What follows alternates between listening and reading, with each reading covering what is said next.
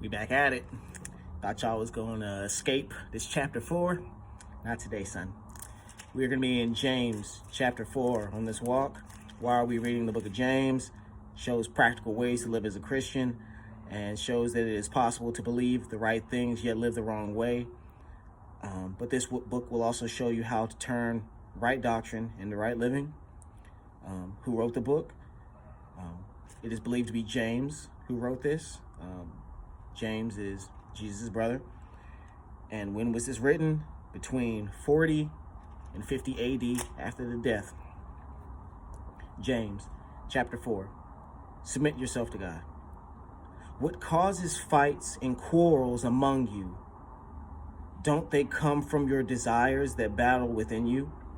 You want something, but don't get it. You kill and covet, but you cannot have what you want. You quarrel and fight. You do not have because you do not ask God. When you ask, you do not receive because you ask with wrong motives, that you may spend what you get on your pleasures. You adulterous people, don't you know that friendship with the world is hatred towards God? Anyone who chooses to be a friend of the world becomes an enemy of God. Or do you think Scripture says without reason that the Spirit he caused to live in us envies intensely? But he gives us more grace. That is why Scripture says God opposes the proud, but gives grace to the humble.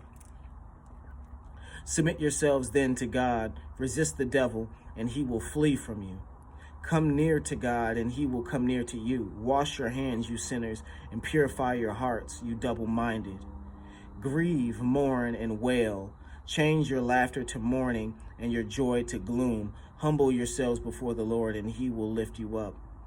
Brothers, do not slander one another. Anyone who speaks against his brother or judges him speaks against the law and judges it.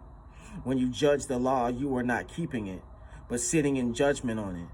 There is only one lawgiver and judge, the one who is able to save and destroy.